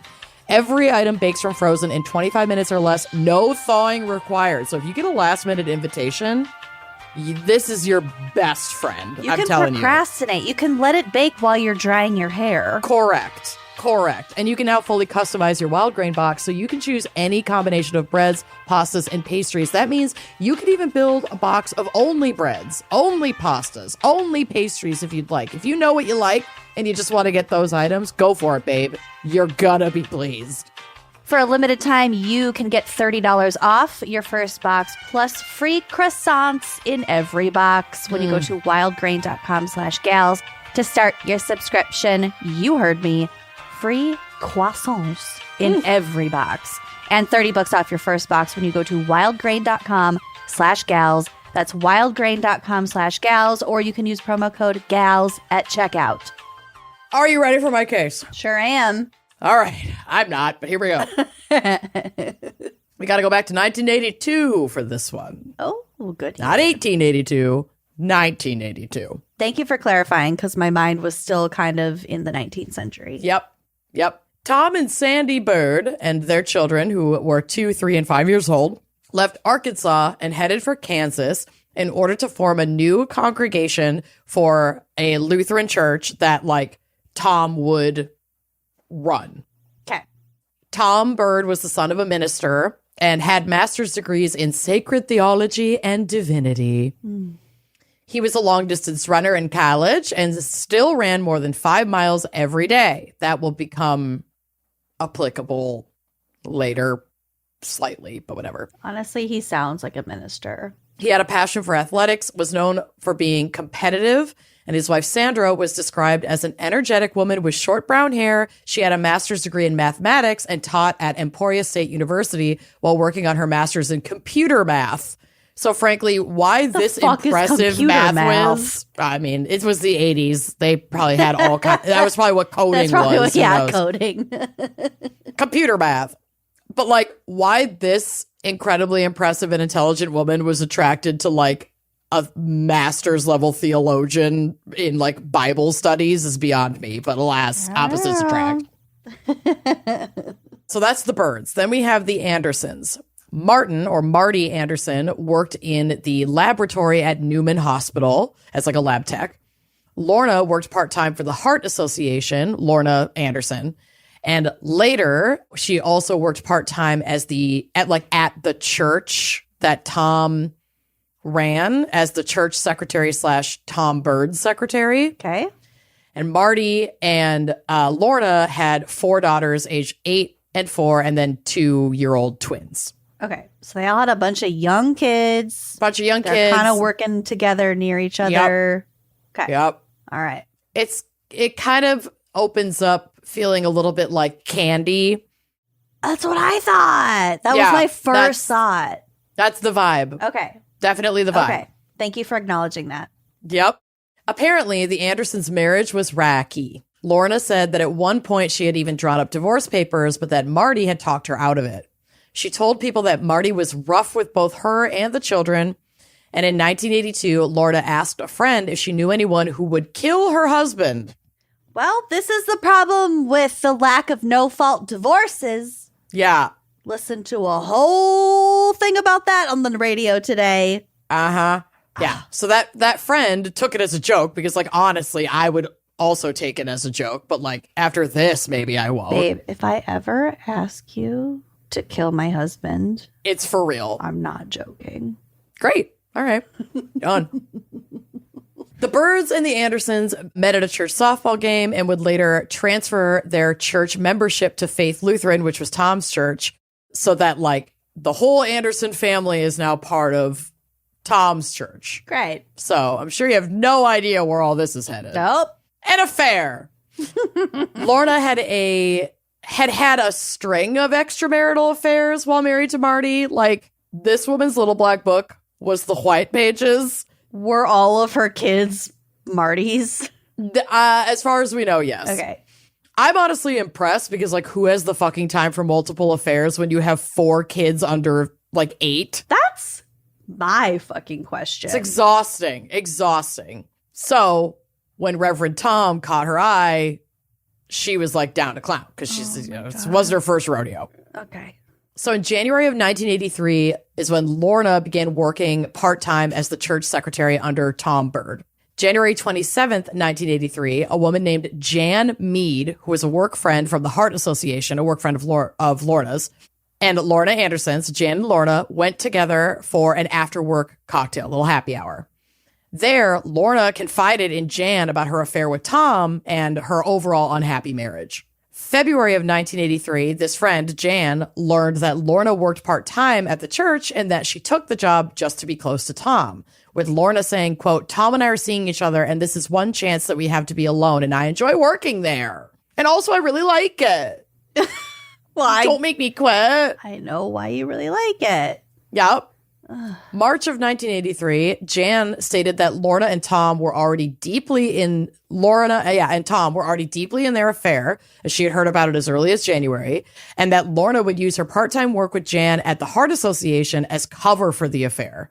So according to Jan, Lorna would call her and say things like, quote, I've told my husband I'm going to meet with you in Wichita. And if he calls, would you tell him that I'm on my way to or from to meet with you? No, that is not fair. No, it's not. That's not fair to do to a friend. No. Especially if that friend is close with like your family, your husband, your kids, all that stuff. That's fucked up. But no matter what, it's fucked up, and it's not fucked up, and it doesn't make your friend a bad friend if that friend says, no, I'm not going to do that. Correct. Get your house in order. Mm-hmm. Yep. The pair would also sneak away to nearby small towns so they could walk the streets holding hands without being discovered and spend some time in their hotel rooms. Yeah, obviously. Railing each other. Also in March, Lorna said to Jan, quote, he's pretty good in bed for a minister. Oh. Hated it. Hate everything about this. Christ. That's a problem with Lutherans. Back off. Could be a minister and like a married minister. I don't know. Oh, the problem with Lutherans is they're lax about the celibacy thing. Yeah. For members. Okay. Well, whatever. I grew up with Catholicism, and I know that is extraordinarily problematic. And I was mostly saying this as facetiously. A joke. Yeah, because the alternative. I'd rather you have an affair with a consenting adult. It always catches me off guard when I hear about a religious leader being married and having sex with anyone, like, justifiably, because that's like not even what I. Yeah, that's not how you were raised. Not even how I think with your church. Yeah, whatever. I don't know. It's fucking either way. It's problematic all around. All of it's crap. So by spring of 1983, the affair was in full force.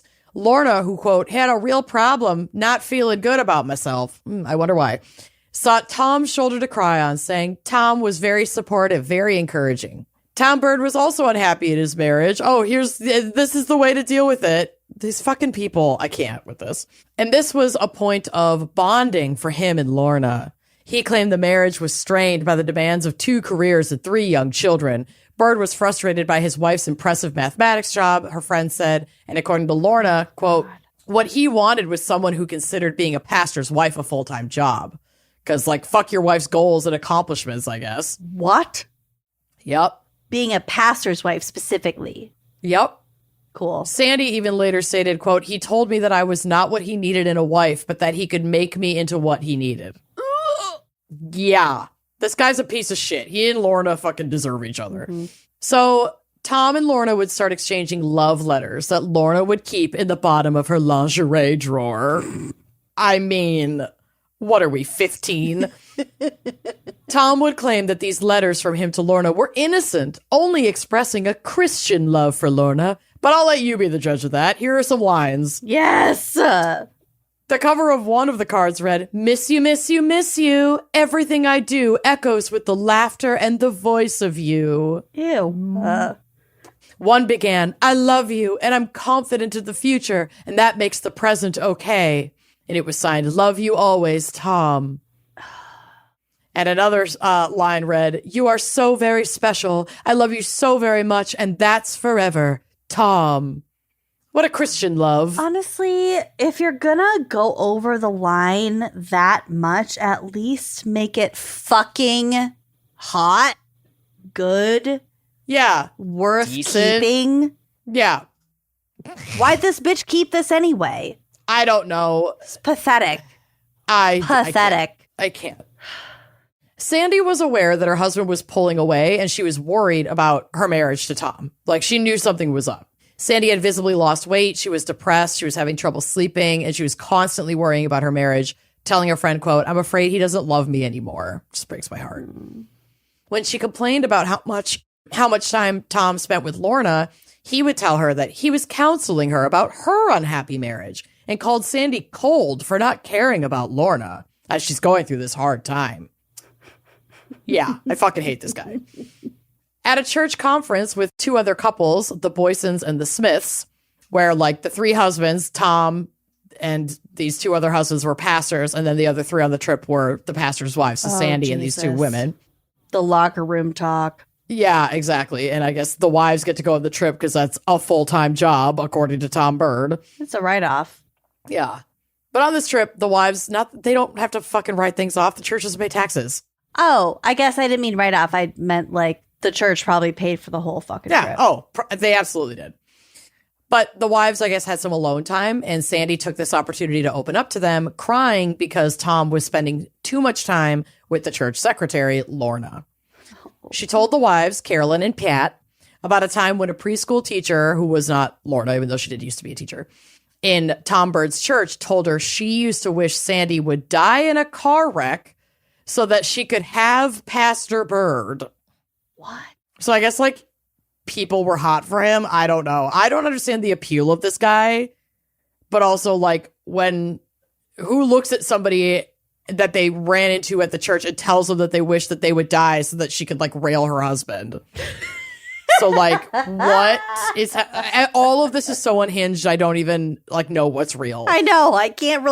I'm barely keeping up, I'll be honest. Fair enough, but this is happening whether we like it or not. Okay. So basically, people were hot for Tom, and like Sandy always felt uncomfortable with this, and now Tom's pulling away, and she's like hearing about Lorna, and she's trying to talk to the wives about this, and we don't know exactly what happened in that conversation, but I think that they were encouraging her to continue on and stay with her husband. Hold on.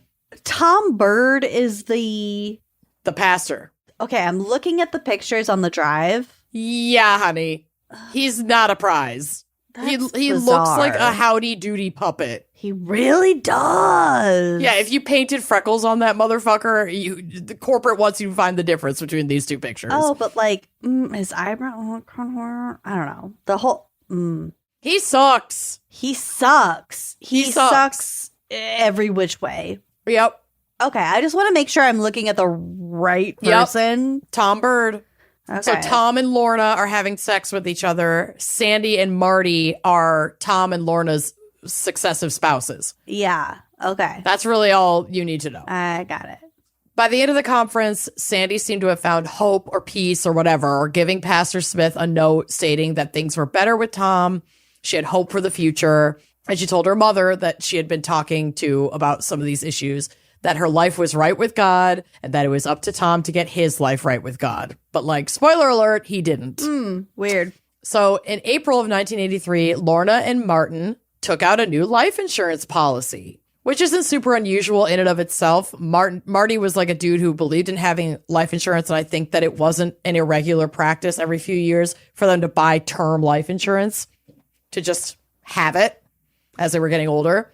But it did mean that Lorna was very much aware of this new policy, and the timing is either whether this was like triggered by the fact that Marty was like, "Oh, hey, we got this offer for more term life insurance. We should take it," or if Lorna was like, "Oh, hey, we should look into more life insurance," and then concocted this plan. I'm not sure. I don't know if we'll ever know, but it kind of seems calculated on Lorna's part. Okay. So April 19th. It could be completely innocuous, though. It could be completely innocuous. It could be a coincidence.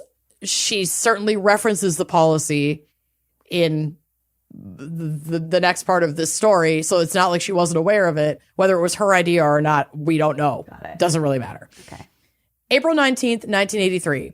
So Jan, Lorna's work friend, who she had like told about the affair and put in a terrible position being like, cover for me while I rail this priest, stated that Lorna said that sometimes she wished something would happen to Marty and also to Sandy, so her husband and Tom's wife, so that she and Tom could just be together. Jan later testified that Lorna said, quote, I know this sounds really awful, but sometimes I just wish something would happen to Marty and his wife, Tom's wife, so Tom and I could spend the rest of our lives together. She also said that things were getting worse between her and Marty and that she was getting more involved with Tom. So a babysitter for the Andersons named Esther Aldrete on April 23rd stated that she overheard Lorna on the phone while she was watching the children one evening. She testified, hearing that Lorna said on the phone, quote, I cannot wait for Marty to die. I wanted to count his green money or green stuff. I cannot wait for Marty to die. I can't wait to count the green stuff. I mean, honestly, if I had a nickel for every time I said you that called about me Corey, and said these words, I cannot wait for like Corey to die. I want to count the green stuff. I want to count the green stuff. Yeah, that quote is incredible. I want to count the green stuff. So in May of 1983, we get a couple new characters to this cast, okay? But that's just don't worry about it. Okay. Enter Daryl Carter and his brother, Dan. Daryl and Dan had both been affair partners of Lorna in the past. Lorna. Not at the same time. I don't know if there was crossover, but they both... man. Lorna railed both Daryl and Dan. You ever fucked brothers? No. Me neither. Well, I don't think I know any brothers. Well, like my cousins. That doesn't count. I mean, my two brothers-in-law would pretty much be my only opportunity, and that's never going to happen. Oh, yeah, my husband's brothers. Yeah. That would be the easiest way There to do it. have been no brothers that have been like Right. available for me to cross-contaminate. You know what I mean? Correct. Yeah. No, I have not fucked brothers, but that'd be weird. life is long. Who knows? Anyway. Yeah. So Lorna, in May of 1983, approaches Daryl asking him to meet her at Faith Lutheran Church in Emporia. She did not tell him what the meeting was going to be about. According to Daryl, he, Lorna, and Tom in Tom's office sat down, a trio, and discussed plans to kill Marty Anderson at that meeting. Daryl asked why murder instead of counseling or divorce. Thank you fucking Daryl. Saying, quote, Tom, you're the minister here at the church. Have you ever, talked to Lorna about counseling and why, don't you talk to her about getting a divorce? That would be a lot easier thing to do. Justice for Daryl. Yes, Daryl. Despite Daryl's best efforts at reason, the pair replied that they wanted Martin's life insurance payout and that the two of them were in love and wanted to be together. It is about the love. It's about the love, but also the money. They said, quote, Lorna didn't want a divorce, that Martin Anderson had a large insurance policy, around $370,000, and that she didn't want the divorce, that she wanted the money, and the only way they could get the money was if Martin Anderson was dead. Thanks, Daryl. Thomas Bird also said he planned to preside over the funeral so he could be close to Lorna, and that because he was a minister, nobody would suspect him. Lorna also asked him to be a pallbearer. These people are sick. No. Trash. Also, so fucking clueless. Yeah. No, Sick, trash, I can't. Yeah. Daryl then asked why they thought he would participate in this plan when he'd never done anything like this and he was not a cold-blooded killer. Daryl said that Tom looked at Daryl and was like, well, I haven't either. And I am a man of God and I'm willing to kill Martin Anderson. So why don't you do it too? What? Help me do it. So come on. Reluctantly and with the promise of money, Daryl initially agreed to assist. He doesn't. But at first he's like, I do kind of need the money. So it continues like this. Here's the plan. When Lorna and Tom recruited Daryl to kill Lorna's husband, Marty, two different plans were outlined. Plan number one, a staged car accident. Tom Bird mentioned that he had been, that he had been out on a gravel road where there was a bridge over the Cottonwood River, and it was about 50 feet down to the river. Bird suggested that if a person was drugged or drunk, that person could easily miss the curve in the road, and he suggested that they drug Marty at home, take him down to the river, shove his car into the river, and make it look like an accident. Lorna and Tom wanted Daryl to go down to the river to pick up Tom Bird and bring him back to town, as Lorna would be at home establishing an alibi. And we want to get... So they were basically going to have Daryl be like the getaway driver in plan number 1. Yeah. Plan number 2, stage a robbery. Staging a false robbery and shooting Marty in a Topeka house where he stayed while attending his monthly Army Reserve meeting, because he was in like the ROTC or something like that. Daryl stated that after hearing these plans, he was concerned for his own safety. So instead of giving them a definitive answer, he was like, I need to think about this. Like, I don't want to do a staged He was like, robbery. oh my God, you're going to do it anyway. If I agree to anything. This is bad. Tom told Daryl that if anybody asked, the meeting they were having was not about killing Martin. No, it was just them. It was just them discussing the possibility. It's not about killing Martin. That's not what this meeting was about. It was just about them discussing the possibility of the church's youth group selling fireworks at Daryl Carter's annual fireworks stand. It's just stand. the fireworks, babe. That's all this was about, officer. Ask Daryl. When approached by Tom a few days later asking if he had made up his mind, Daryl said that he hadn't made up his mind yet, but later telephoned Tom telling him that he would not help. So, good job, Daryl. Bye-bye. Daryl's like, y'all are messy.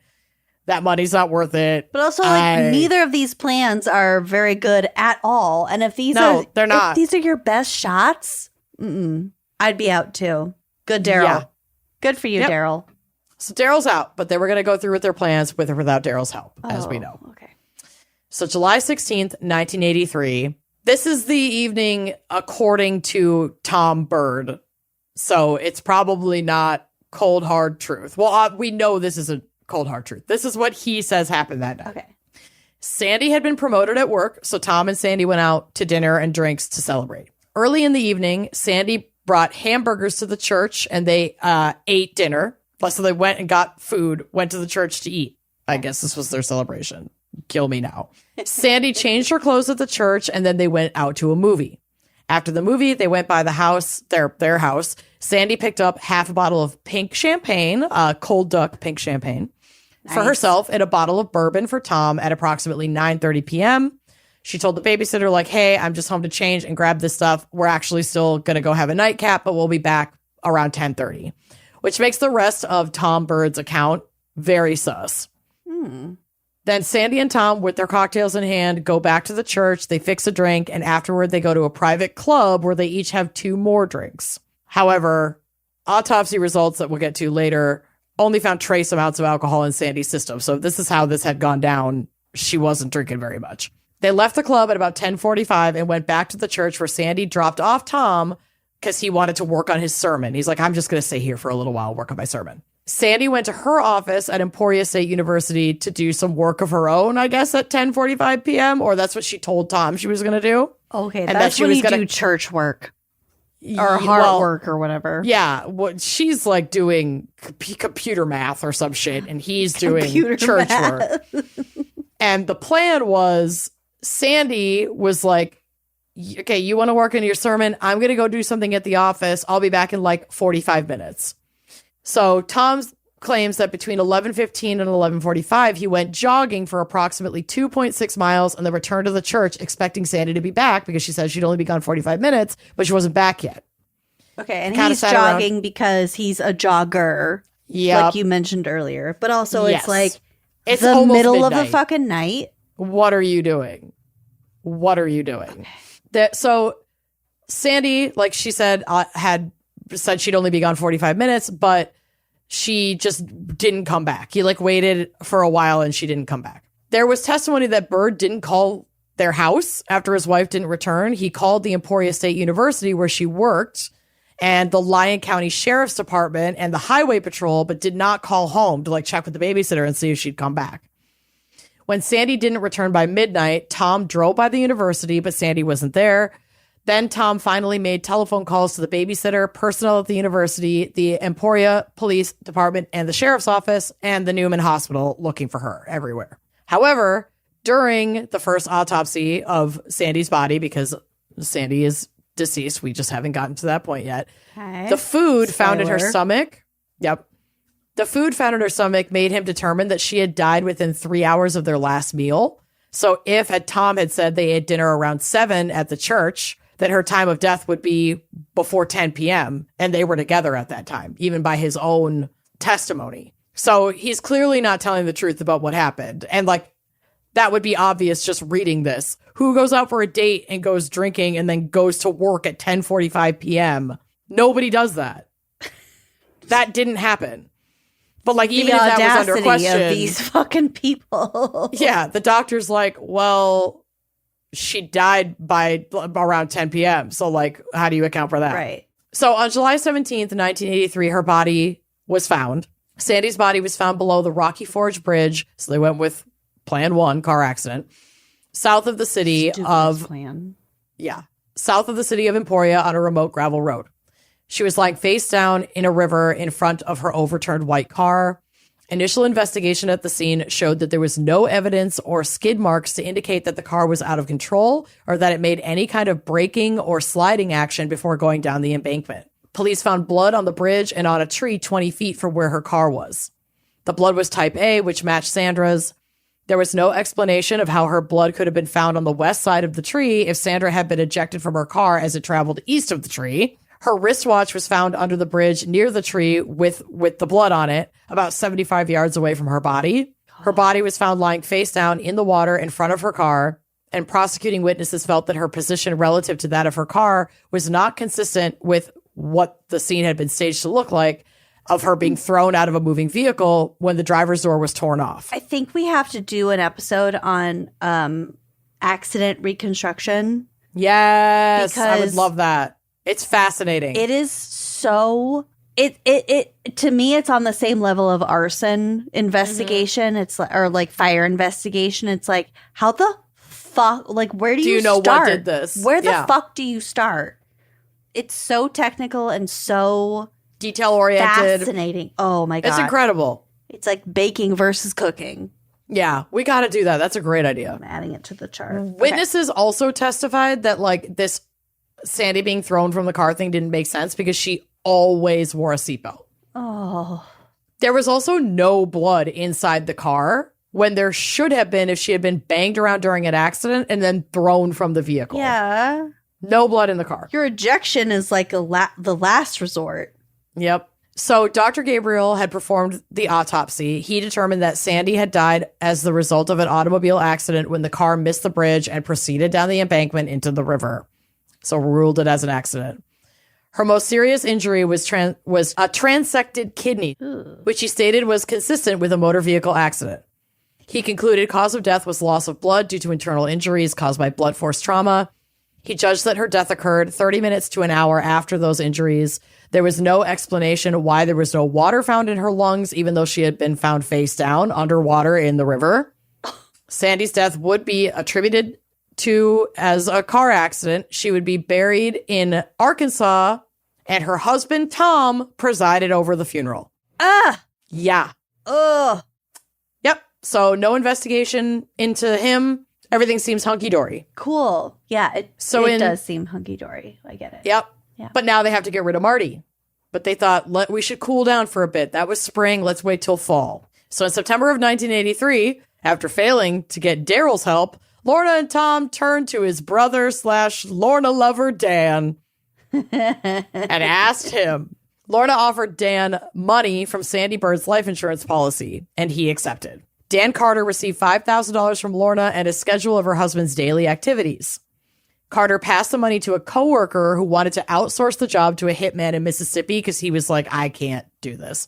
But the plot fizzled. The so-called hitman just took the money and ran. He's like, he wasn't a cop. That's what hitmen do. The money was never returned, and Dan was just out $5,000. You gotta get a quality hitman. Truly. Do not go to Craigslist. But it was 1983, so there wasn't even Craigslist. But he knew a guy who knew a guy who knew a guy, and that guy ended up being... Who knew a shitty guy.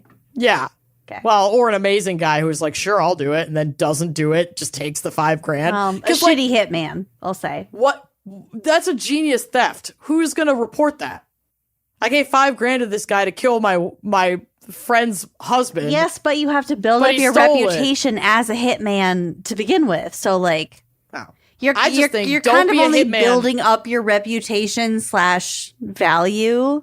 I'm saying don't be a hitman at all. Just use fake names and pretend to be a hitman, take the money, and then don't ever do it. I'm saying that it's not the way to build a credible hitman persona.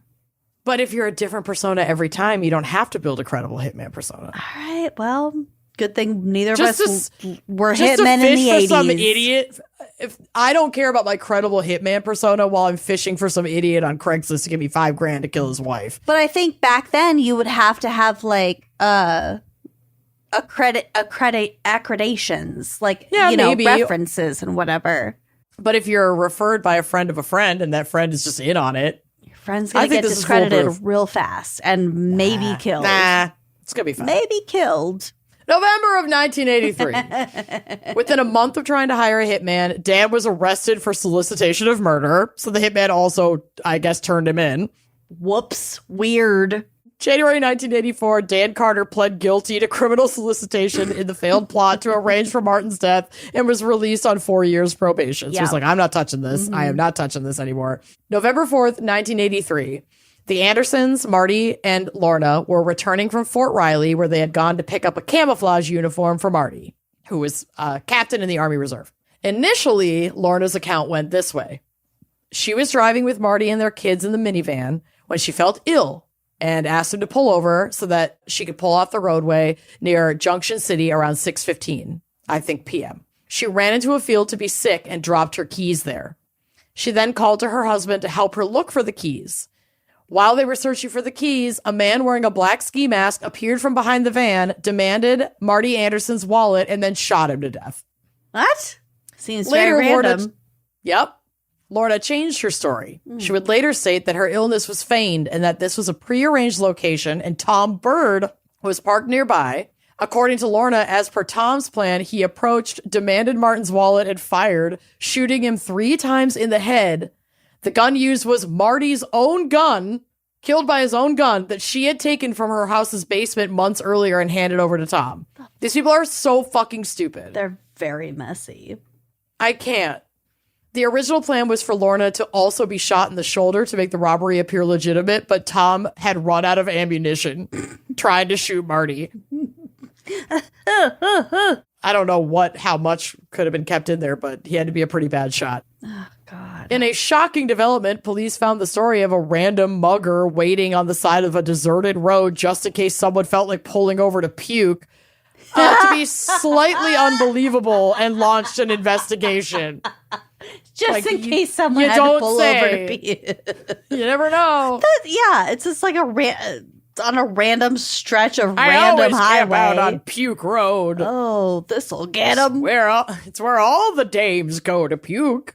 Right after all those switchbacks. Oh, it's a windy one. This stretch of Puke Road has been profitable for years. To be fair, we call it Poop Park.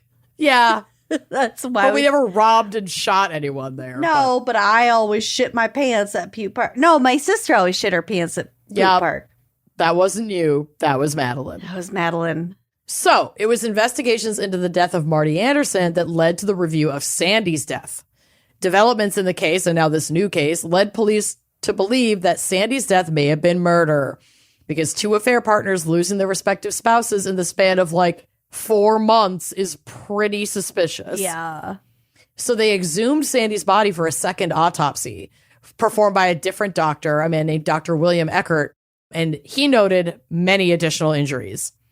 The second autopsy revealed fractures on the left shoulder blade and a laceration on top of her head, indicating a considerable amount of impact or blunt trauma, which, according to Dr. Eckert, was capable of rendering a person unconscious instantaneously. God, that's like a lot. Yep. Dr. Eckert also found 3 linear type injuries above the left wrist, which was fractured, a similar injury on the right arm above the wrist, and one in the elbow joint of the right arm.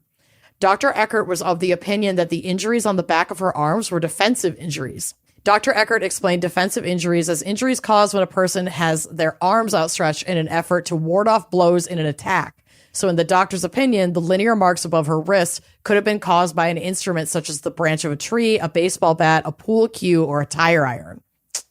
Not looking good. Not looking like a car crash. In Dr. Eckert's opinion, the injuries to Sandra Bird's kidney could have been caused by her falling from a height in excess of 20 feet. Oh. It's also an important part of the opinion of Dr. Eckert was that he found no injuries on Sandy's body, which could have been caused by her ejection from an automobile. It was like, none of this is consistent with that. So this is a note from our one of our researchers, Kathy, that I completely agree with. She said, I find this interesting because it seems that Dr. Gabriel, the first autopsy, that Dr. Gabriel's initial assessment wasn't necessarily incorrect. It was just incomplete. I was able to find any information on why the initial assessment didn't really consider the additional injuries based on the other people's reaction. A reverend doing a murder was literally unfathomable. Yeah. Pastor Smith, the friend that had been on that pastor's couples weekend, would later testify that he thought Sandy had died by suicide because he didn't think that it was an accident and also couldn't believe that it was murder, that Tom would do it. So that's the only other reasonable explanation, but she has these defensive wounds. Yep. But if the initial doctor missed those wounds and they're already like societally preconditioned to be like, oh, this is a pastor's wife and not even think of the pastor, I think there was like some internal bias. I think what she's explaining here is that there's nothing to indicate that Dr. Gabriel was intentionally negligent to like save anybody's behind. I think he was just not thorough enough, which is frankly egregious in forensic science, but not unheard of.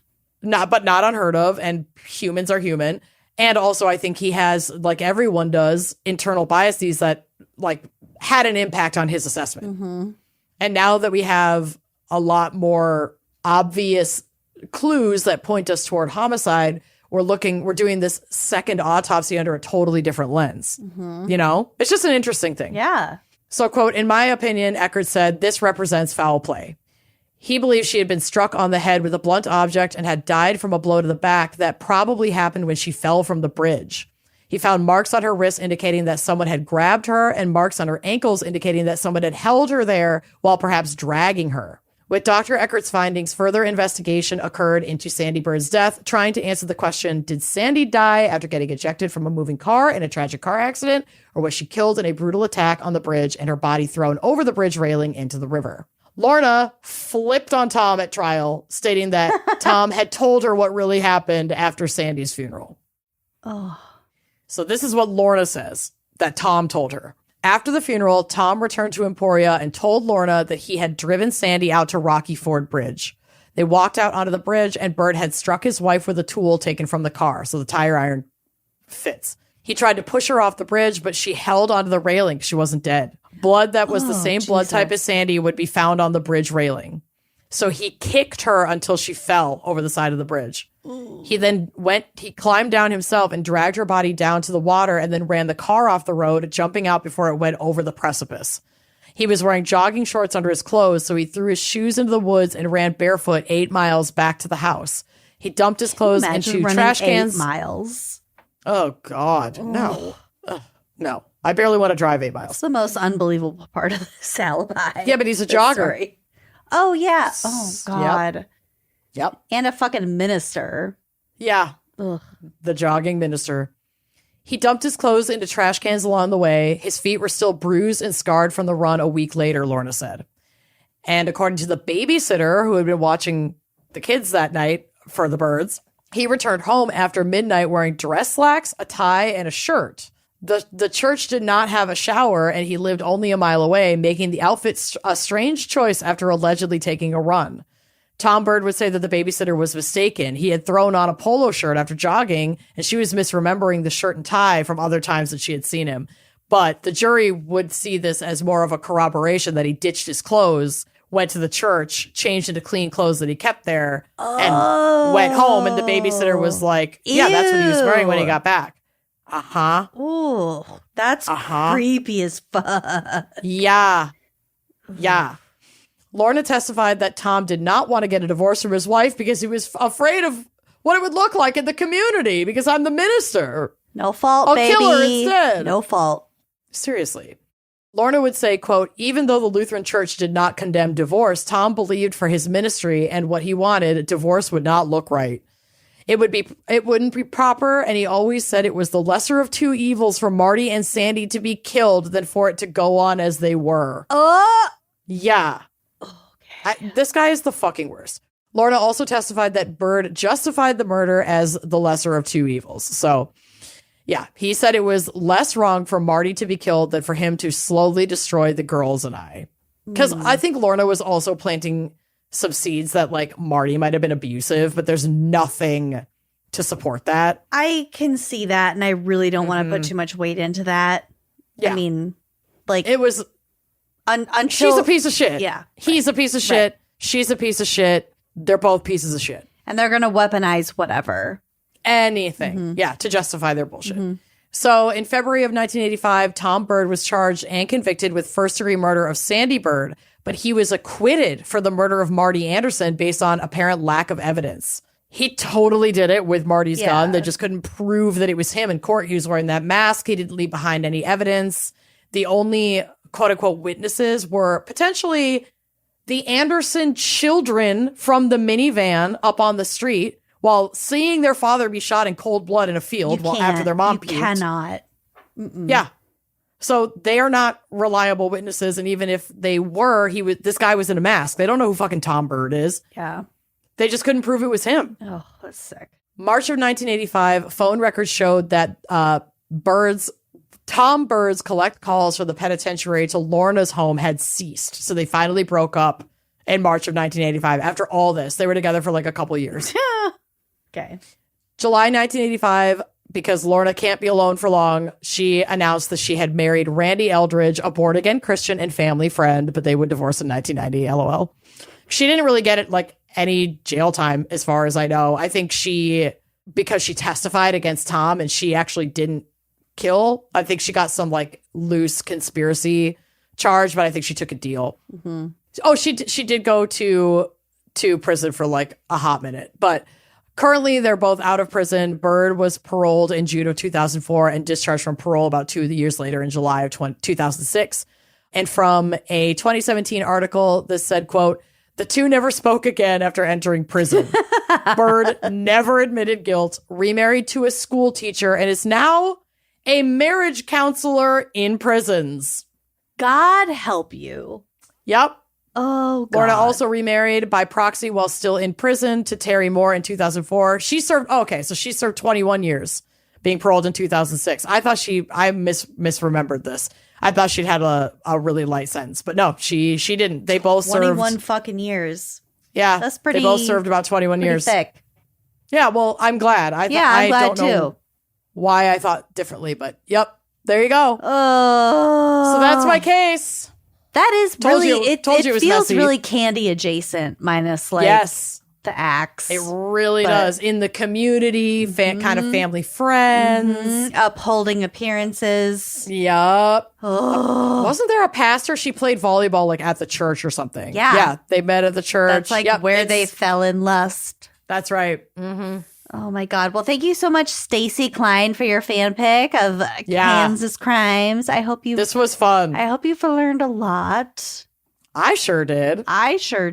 I'm disgusted and also am very excited to visit Kansas. So thank you so much for listening. And we'll see you next week. Bye-bye. Thanks for listening to Wine and Crime. Our cover art is by Danielle Sylvan. Music by Phil Young and Corey Wendell. Editing by Jonathan Camp. Our production manager is Andrea Gardner. For photos and sources, check out our blog at wineandcrimepodcast.com. You can follow us on all the socials at Wine and Crime Pod. If you have questions, answers, or recommendations to share, email us at wineandcrimepodcast@gmail.com. Episodes are available on Apple Podcasts, Spotify, wherever you get your podcasts. If you like the show, please rate, review, and subscribe on Apple Podcasts. It is the best way to spread the word. If you'd like to show your support and get access to all sorts of wine-fueled bonus content, visit our Patreon page. Cheers!